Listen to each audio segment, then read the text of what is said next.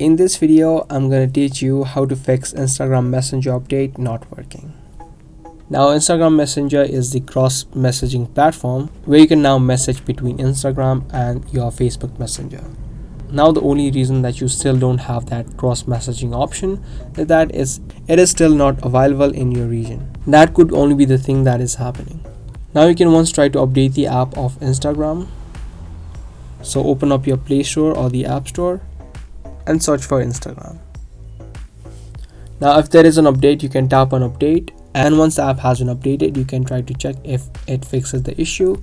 If it still does not, you can try to join the beta version of Instagram. You can tap on this logo right here, and if you scroll down, you'll have an option of join.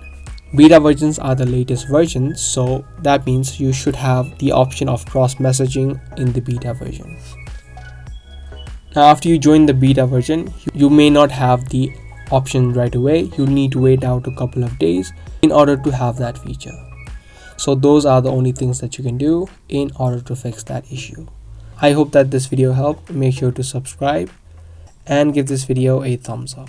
That's all for today, and I'll be back with more.